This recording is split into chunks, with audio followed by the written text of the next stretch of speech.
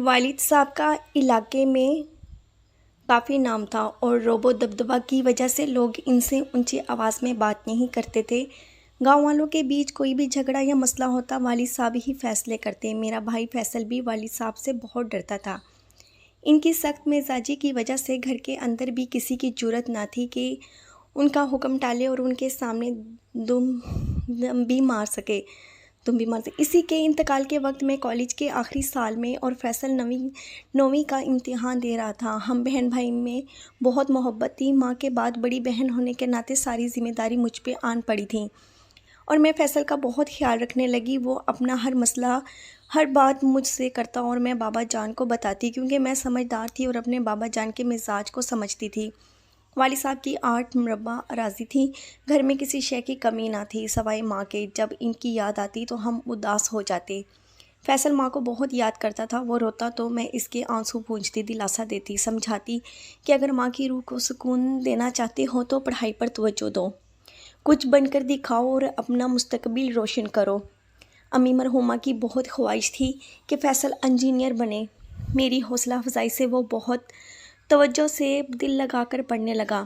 FSC کے بعد والد صاحب نے اسے پڑھنے کے لیے لاہور کے ایک اعلیٰ انجینئرنگ کالج میں داخلہ دلا دیا۔ پھر وہ دن بھی آ گیا جس کا ہم سب کو انتظار تھا۔ میرے بھائی نے والدہ مرحومہ کی خواہش کی مل کی اور انجینئر بن گیا۔ بابا جان کی کوشش سے اس کی ملازمت پنجاب کے ایک چھوٹے سے شہر میں ہو گئی جہاں غیر ملکی ماہرین کے تعاون سے ایک پروجیکٹ پر کام ہو رہا تھا۔ بھائی کو وہاں جو رہائش گاہ ملی اس کے سامنے سینئر کا مکان تھا جس کی ایک جوان سال اور خوبصورت بیٹی تھی۔ اس کا نام مہرین تھا۔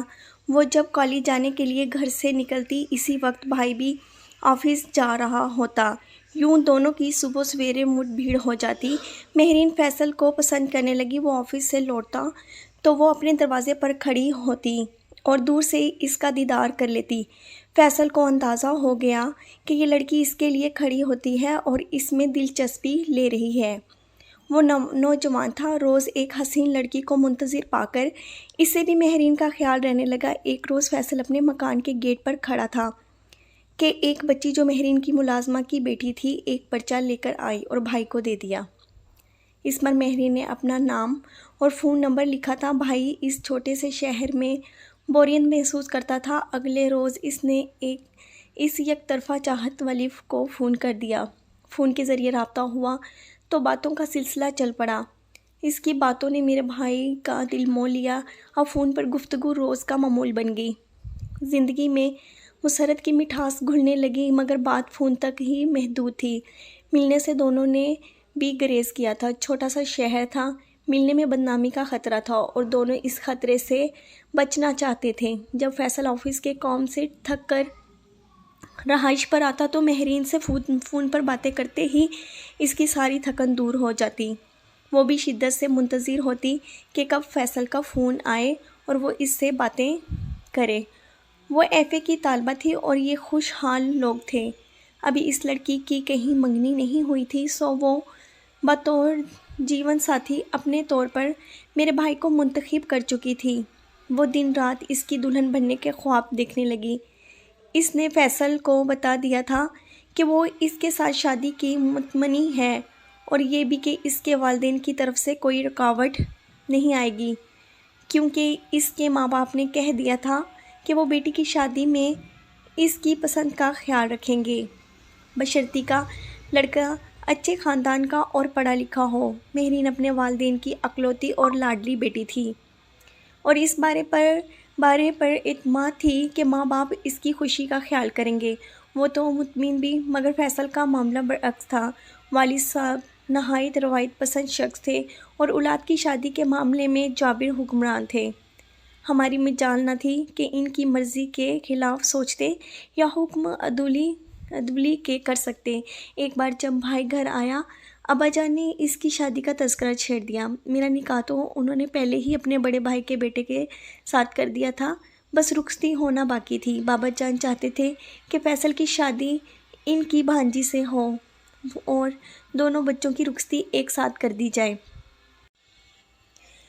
فیصل کو جب میں نے بتایا کہ بابا جان تمہاری شادی لبنہ سے کرنا چاہتے ہیں تو اس نے مجھے مہرین کے بارے میں آگاہ کیا کہ وہ اس لڑکی کو پسند کرتا ہے اور شادی اسی کے ساتھ کرنا چاہتا ہے، لیکن بابا جان کو کیسے راضی کیا جائے یہ ایک بڑا مسئلہ تھا۔ میں جانتی تھی والد صاحب کبھی راضی نہ ہوں گے۔ فیصل کی بھی جرأت نہ تھی کہ باپ کے سامنے زبان کھول سکتا۔ ایک روز بابا جان نے فیصل کو بلا کر کہا کہ میں نے لبنہ سے تمہاری شادی طے کر دی ہے اور تم دونوں بہن بھائی کی شادی ایک ساتھ کر رہا ہوں تاکہ ایک دفعہ ہی تقریب میں ساری برادری اور اقربا اکٹھے ہو جائیں۔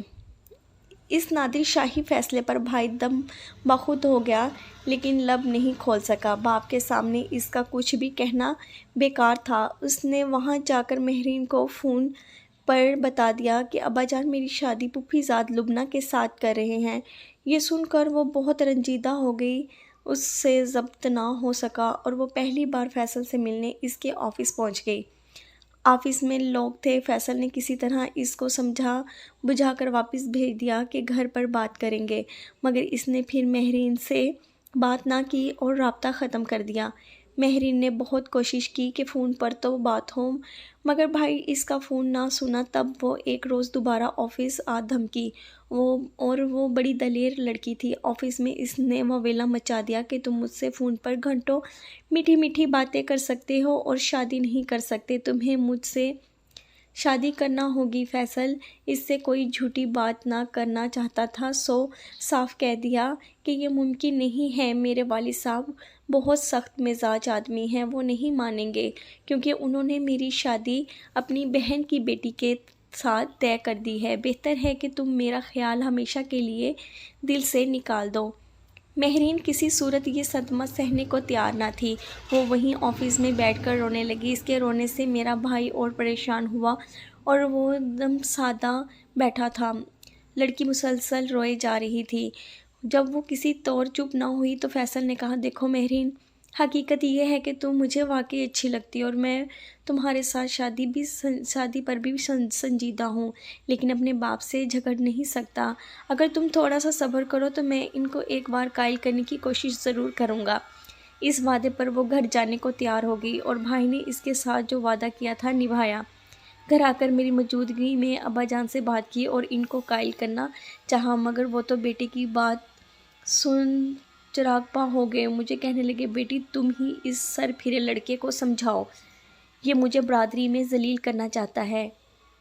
اسے کہو کہ یہ اس عشق محبت والے چکر سے باز رہے، نہیں تو میں اس کو آگ کر دوں گا۔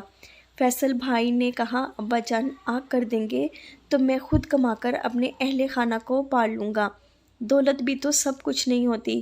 بھائی کی اس دلیل کو والد نے اپنی بے عزتی سمجھا اور انہوں نے بندوق نکالی۔ تب میں بیچ میں آ گئی اور بندوق کی نال پکڑ لی۔ بابا جان خدا را ایسا نہ کیجیے، میں رو رہی تھی، یہ آپ کا اکلوتا بیٹا ہے، کچھ تو سوچیے، میں اسے سمجھا لوں گی۔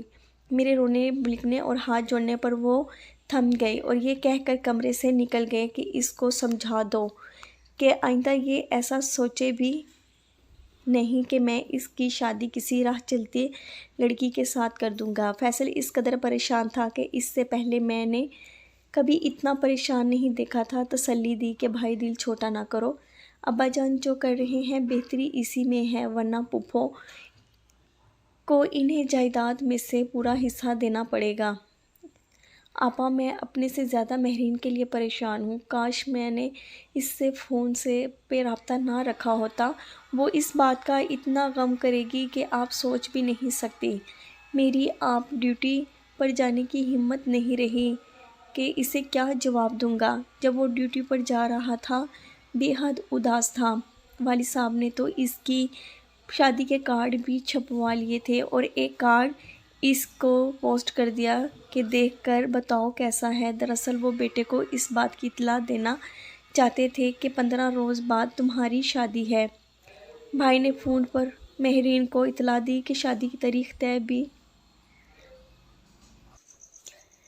اور اب کارڈ بھی چھپ گئے ہیں، اب خود کشی کا بھی کوئی فائدہ نہیں ہے۔ والد صاحب اپنے موقف سے ہٹنے والے نہیں ہیں، لہٰذا اب کچھ نہیں ہو سکتا۔ تم خود کشی کر کے خوامخواہ اپنی جان گنوانے کی کوشش مت کرنا۔ میں برگز خود کشی کرنے والی نہیں، اب بھی سب کچھ ہو سکتا ہے، مہرین نے کہا۔ اگر تم کچھ نہیں کر سکتے تو میں کوشش کر کے دیکھتی ہوں۔ میں تمہارے والد سے خود ملوں گی اور ان کو منا لوں گی، ایسی غلطی قیامت لے آئے گی۔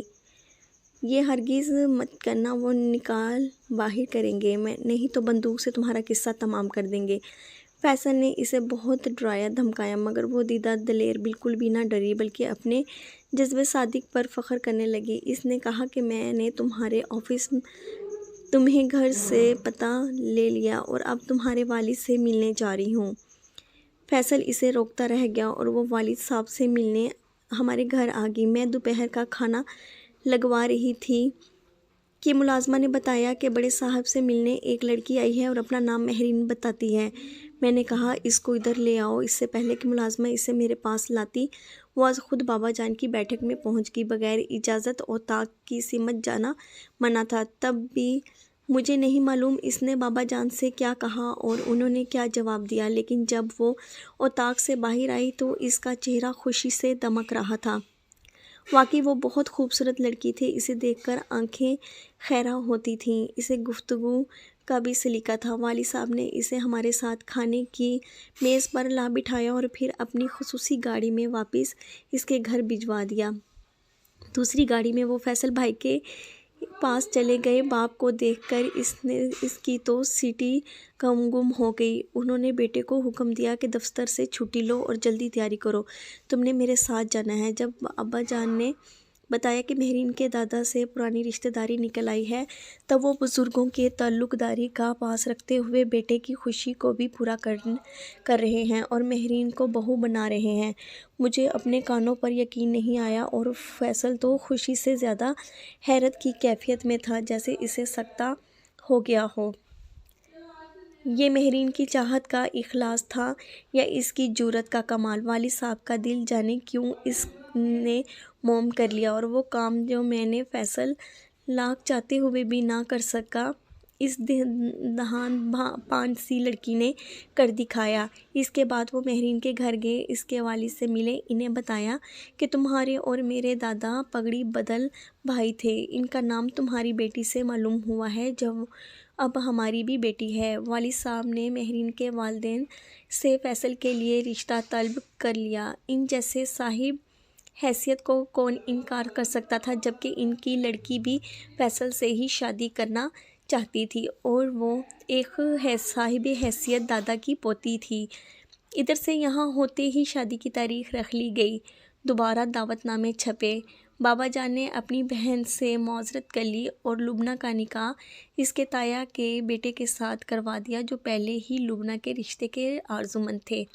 ایسا ہمارے خاندان کی تاریخ میں کبھی نہ ہوا تھا، جیسا معجزہ اب ہو گیا۔ بعد میں مجھے پھوپھی جان نے بتایا کہ ان کے جیٹھ بزرگوں کو لے کر لبنہ کا رشتہ مانگنے آئے ہیں، مگر تمہارے پھوپھا جان چاہتے ہیں بھائی کو بیٹی کا رشتہ نہ دے سکے تھے، کیونکہ میرے بھائی فیصل کے لیے رشتہ مانگ چکے تھے، جبکہ لبنہ بھی اپنے تایا ہی کے بہو بننا چاہتی تھی۔ جب بھائی نے رشتہ ختم کیا تو لبنہ خوش ہو گئی اور اس کے ابو بھی کہ اب وہ اپنے بھتیجے کو بیٹی کا رشتہ دے سکتے ہیں۔ اسی طرح لبنہ کی دل مراد بڑھائی، گویا کہ وہ کام خود بخود سیدھا ہو گیا۔